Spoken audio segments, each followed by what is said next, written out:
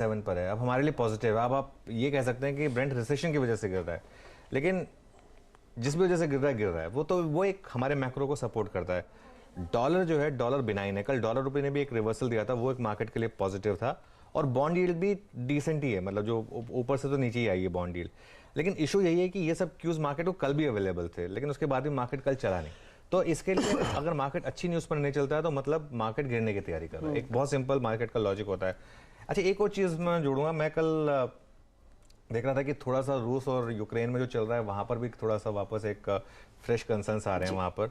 और with Putin you never know, मतलब क्या उनके दिमाग में चल रहा है ये किसी को नहीं पता। और स्पेशली एक जिसे कहते हैं ना, एक डिक्टेटर को अगर आप कॉर्नर कर देते हैं तो वो गलत डिसीजन भी ले सकता है। तो वो एक थोड़ा सा एक रिस्क फैक्टर जो है ना वो ओपन हो रहा है।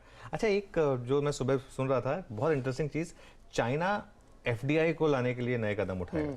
अब इसको कैसे देखा जाए, क्योंकि चाइना एक मार्केट है जहां पर फॉरेनर्स जाना चाहते हैं, लेकिन अब वो क्लोज मार्केट है, इसलिए वो जा नहीं पाते। तो यहाँ पर चाइना में, इंडिया में इतना जो पैसा आ रहा है, देखिए बहुत लोग हैं जो compare to India versus China पर दाम लगाना चाहेंगे, क्योंकि एक तो उनकी वैल्यूएशन बेटर है और दूसरा थोड़ा सा वो इकॉनमी ज़्यादा बड़ी है कंपेयर टू अस। तो इसके लिए ये मेरे ख्याल से एक इम्पॉर्टेंट होगा देखना। मैं कल एक पुराना वीडियो देख रहा था 8 साल पहले का, जिसमें क्योंकि कल वो CNBC TV 18 की 23वीं एनिवर्सरी थी, तो एक पुराने वीडियोस चल रहे थे। तो उसमें मैं देख रहा था कि जो चाइनीज़ मार्केट है, जो हांगकांग का मार्केट है, वो तब 25,000 था, निफ्टी 8,000 है। आज हैंगसेंग 18,000 पर है, वो 25,000 वाला 8 साल के बाद, और हम 8,000 से 18,000 पर चले गए। तो एक वैल्यूएशन गैप बहुत ज़्यादा है इंडिया और चाइना में। ये एक रिस्क फैक्टर ओपन हो रहा है कि क्या यहाँ से फंड फ्लोज इंडिया से निकल कर चाइना में जाएंगे, जो कुछ हद तक आपने देखे भी हैं। तो ग्लोबल क्यू से मेरे लिए ये एक चीज़ है जिसको मैं अगले कुछ दिन तक नोटिस करूंगा। और आपने ऐसा एक चीज़ नोटिस की होगी, जिस दिन चाइना ऊपर होता है हम एक्चुअली नीचे जाते हैं, और जिस दिन चाइना नीचे होता है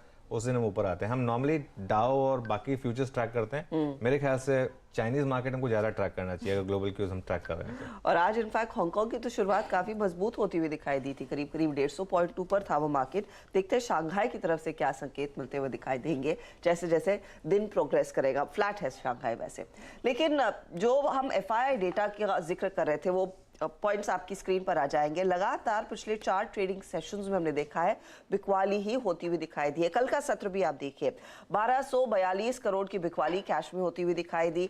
DIIs का 390 करोड़ के आसपास तक का खरीदारी का आंकड़ा था। लेकिन अगर इस डेटा पॉइंट के आपके स्क्रीन पर जो आया है, आप देखिए इस महीने की शुरुआत से ही हर रोज बिकवाली साफ देखने को मिल रही है, और लगभग 4,000 करोड़ से ज्यादा की दरअसल FIIs की बिकवाली इस समय भारतीय बाजारों में हो चुकी है। तो दिसंबर का महीना हमारे लिए FII फ्लो के लिहाज से इतना कुछ पॉजिटिव फिलहाल तो नहीं दिख रहा है। अब दिक्कत यही है कि जैसे जैसे हम क्रिसमस हॉलिडेज की तरफ बढ़ेंगे वो फ्लोज भी थोड़े से ड्राई आउट होते हुए दिखाई दे सकते हैं। तो सवाल यही है कि हमें सपोर्ट करेगा तो क्या वो डोमेस्टिक इंस्टीट्यूशंस का आएगा, रिटेल निवेशक कितने अग्रसर होकर पैसा लगाते हुए दिखाई देंगे इस पूरे सेटअप के बीच में। अनुज, ऐसी स्थिति साफ बन गई है कि डोमेस्टिक इंस्टीट्यूशंस ने भी थोड़ी बहुत बिकवाली की है, FIIs तो वैसे भी बेच रहे हैं। अब सवाल यही है कि मार्केट को संभालने के लिए आगे कौन आएगा? नहीं, मार्केट को तो DIIs ही संभालेंगे, क्योंकि FIIs ने तो क्लियरली वापस सेलिंग का मन बना लिया है। जो आप नंबर्स दिखा रहे हैं उन नंबर्स में विजिबल है। और हालांकि हम ये बात कहते हैं कि दिसंबर एंड में जाते जाते मार्केट में थोड़ा सा छुट्टी पे चले जाते हैं FIIs, लेकिन फिर भी नेट तो नंबर नेगेटिव ही है। 853 करोड़ उन्होंने कल बेचे हैं, और दिसंबर में कुल मिलाकर जो आप बार्स दिखा रहे थे उनका मैंने टोटल किया था 4,400 करोड़ FIIs ने बेचे हैं। तो वो करीब करीब $500 बिलियन हो गया। और वो तो एक 30 नवंबर को जो एक MSCI का एडजस्टमेंट था और वो एक बड़ी ब्लॉक हुई थी, उसकी वजह से वो बड़ा बार वो एक बुर्ज खलीफा वाला बार आपको दिखाई दे रहा है। वरना ओवरऑल तो मार्केट में जो है नेगेटिव ही रहा है। लेकिन F&O में काफ़ी सेलिंग हो रही है पिछले 2-3 दिन से, और वो मेरे को लग रहा है कि एक अच्छा संकेत है। FIIs ने कल लॉन्ग्स फिर काटे 5,500 और शॉर्ट ऐड किए 7,000 इंडेक्स फ्यूचर में। ये नेक्स्ट प्लेट में दिखाई देगा आपको। तो इंडेक्स फ्यूचर में पोजीशनिंग क्या हो गई? अब इंडेक्स फ्यूचर में लॉन्ग है FIIs 58% और शॉर्ट है 42%। ये जो सीरीज के स्टार्ट में था ये 77% और 23% पे था।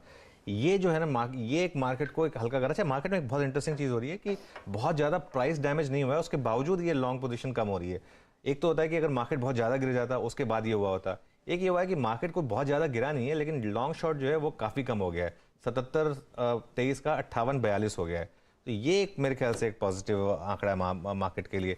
अच्छा, कॉल और पुट के एक डेटा देख लीजिए, एक FIIs की तरफ से लगातार दूसरे दिन कॉल में ज़्यादा राइटिंग है और पुट में ज़्यादा बाइंग है, तो वो भी एक इंडिकेटर है कि मार्केट में थोड़ी हेज पोजीशंस वापस आ रही हैं। और फाइनली सिर्फ एक जो डेटा इंडिकेटर है जो मुझे लग रहा है कि थोड़ा सा मेरा जो नेगेटिव व्यू है उसको थोड़ा कवर कर रहा है, वो है पुट कॉल रेशो, क्योंकि 0.76 पर है पुट कॉल रेशो में, और नॉर्मली 0.75 के करीब मार्केट बॉटम आउट होता है। बस उसमें एक कैवेट ये है कि क्योंकि आज एक्सपायरी है तो इसके लिए काफ़ी डेटा पॉइंट्स उससे मतलब जुड़ रहे हैं, तो वो इस वीक का अगर हम पुट कॉल रेशो हटा दें उसके बाद क्या पुट कॉल रेशो बनता है वो देखना जरूरी होगा। लेकिन ये एक ओवरऑल, लेकिन मेरा आज का व्यू थोड़ा सा हर्षता नेगेटिव साइड पर है, मतलब पॉजिटिव के बजाय आज बहुत टाइम के बाद मेरा एक नेगेटिव व्यू है मार्केट पर। तो व्यू नेगेटिव बन रहा है, यानी कि शायद मुनाफा वसूली और भी गहराती हुई दिखाई देगी। और कल की तस्वीर भी अगर आपके सामने लेकर आए, 18,560 पर इंडेक्स जाकर टिका था और हम कल के लो से ज्यादा दूर नहीं टिके थे।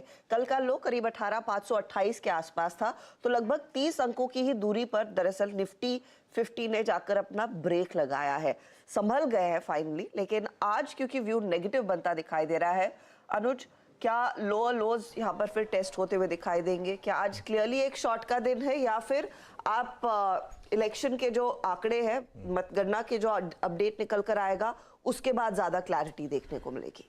नहीं, मार्केट में अब इस इलेक्शन का मार्केट से कोई लेना देना नहीं है, मार्केट पचा चुका है। ये देखिए इनिशियल आंकड़े आने शुरू भी हो गए हैं और वो वही बता रहे हैं जो एग्जिट पोल में भी एक इंडिकेशन था कि एक क्लीन स्वीप आएगा बीजेपी का, वो मार्केट पचा चुका है, उसमें कोई वो नहीं है, कुछ अलग आने वाला है नहीं यहाँ से। लेकिन मार्केट में एक दो तीन चीज़ें, कल Nifty 10 day exponential moving average के नीचे बंद हुआ है। 2 दिन तक इसने सपोर्ट लिया 10 डे एक्सपोनेंशियल मूविंग एवरेज पर, 18,600 का वो लेवल था, 2 दिन तक लगातार उसने सपोर्ट लिया वहाँ पर, और अब जो है वो 10 डे एक्सपोनेंशियल मूविंग एवरेज के नीचे बंद हुआ है निफ्टी। इसका मतलब क्या है, निफ्टी का टेक्सचर मेरे लिए अभी नियर टर्म में, शॉर्ट टर्म में, बिल्कुल नियर टर्म में है sell on rally. Overall market पे हमारा पॉजिटिव व्यू है और अगले साल निफ्टी 20,000 जाएगा, बैंक निफ्टी 50,000 जाएगा, ये एक हमारा व्यू है। लेकिन अभी के लिए ट्रेडर्स को क्या करना है वो सबसे ज़रूरी है, तो उसमें मुझे लग रहा है कि निफ्टी जो है वो 20 डीएमए तक भी जा सकता है, वो है 18,450। और इसमें कोई बुराई नहीं है, कोई मार्केट अगर एक ट्रेंडिंग मार्केट हो तो वो बीच बीच में 20 डीएमए को टेस्ट करती है, और ज़रूरी भी है 20 डीएमए को टेस्ट करना, ये देखने के लिए कि वो सपोर्ट जोन है कि नहीं है। तो बहुत सिंपल है, शॉर्ट की मार्केट है ये इस समय नियर टर्म में, और आपका स्टॉप लॉस है कल का हाई 18,668, बहुत ज़्यादा दूर नहीं है। और स्पेशली अगर 20-30 पॉइंट अगर ऊपर खोल रहे हैं जैसा कि एसजीएक्स निफ्टी इंडिकेट कर रहा है, तो वहाँ पर अगर आप शॉर्ट करेंगे तो आपका स्टॉप लॉस बहुत क्लियर है 18,668 का। एक अच्छा रिस्क रिवॉर्ड मिलेगा आपको, अगर 18,450 तक मार्केट जाने को तैयार है तो ऑलमोस्ट 2.5:1 का रिस्क रिवॉर्ड है आपके पास, जो बहुत अच्छा है। 18,668 क्रॉस हुआ अगर तो बाहर हो ये फिर शॉर्ट ट्रेड से। लेकिन शॉर्ट ट्रेड पे कन्विक्शन तभी बनेगा अगर बैंक निफ्टी वीक हो। बैंक निफ्टी अभी भी वीक नहीं हुआ है, वो एक रीजन था कि कल भी मार्केट कोलैप्स नहीं हुआ था, मार्केट गिरा था कल लेकिन कोलैप्स नहीं हुआ था। अच्छा, आज एक्सपायरी है तो निफ्टी के ऑप्शंस के डेटा देखिए, बहुत इंटरेस्टिंग आपको डेटा दिखेंगे। कल जबरदस्त कॉल राइटिंग हुई थी कल, 18,600, 18,650, 18,700, तीनों के तीनों स्ट्राइक्स में अगर आप देखेंगे तो मैसिव बिल्डअप, इनफैक्ट 55 लाख 18,600 पे, 31 लाख 18,650 पर और 42 लाख 18,700 पर। इन तीनों को अगर आप जोड़ दें तो करीब करीब 1.3 करोड़ के करीब ओपन इंटरेस्ट बिल्डअप है। और दूसरी तरफ पुट्स में देखिए तो सबने अनवाइंडिंग की है, 18,600, 18,700, 650 में तो जबरदस्त अनवाइंडिंग थी, इवन 18,600 की पुट में अनवाइंडिंग थी। तो ये मुझे एक इंडिकेट कर रहा है कि निफ्टी वीक है कंपेयर टू बैंक निफ्टी, लेकिन कोलैप्स तभी करेगा जब बैंक निफ्टी का भी इसको थोड़ा सा सहारा मिलेगा। लेकिन ओवरऑल ट्रेड जो है वो शॉर्ट साइड की है टिल 20 डे मूविंग है। ओके, तो overall trade at least index Nifty के लिए शॉर्ट साइड की ट्रेड बनती दिखाई दे रही है। आप क्योंकि कह रहे हैं निफ्टी बैंक इतना कमजोर नहीं हुआ है, तो उसके लिए वो लक्ष्मण रेखा क्या है? और क्या निफ्टी बैंक से कुछ क्यों लेकर थोड़ी सी बैंकों में ही तेजी की जाए? नहीं, देखिए बैंक निफ्टी ने अभी तक शॉर्ट का इंडिकेट नहीं किया। बैंक निफ्टी में जो लक्ष्मण रेखा है वो कल का वो जो 10 डे एक्सपोनेंशियल मूविंग एवरेज 43,040, उसको थोड़ा और नीचे कर लेंगे तो 43,000। अच्छा, बैंक निफ्टी का 20 डे मूविंग एवरेज कहाँ पर है? 42,627 पर। अब पता नहीं बैंक निफ्टी में जाएगा कि नहीं, लेकिन बैंक निफ्टी मेरे लिए नो ट्रेड जोन में आज, क्योंकि बैंक निफ्टी ना नीचे के लेवल तोड़ रहा है ना ऊपर के लेवल तोड़ रहा है, वो फंसा हुआ है। तो या तो आप स्कैल्प कर लें, उस स्कैल्पिंग की रेंज क्या है? 42,800 नीचे में और 43,300 ऊपर में। स्कैल्पिंग से मेरा मतलब है 42,200 के करीब जाएं तो शॉर्ट करें विद 43,300 स्टॉप, उससे थोड़ा नीचे आए तो बाय करें विद 42,800 स्टॉप। तो ये बैंक निफ्टी की एक रेंज है, उस रेंज को आपको प्ले अप करना है, लेकिन ज़्यादा कन्विक्शन निफ्टी में है।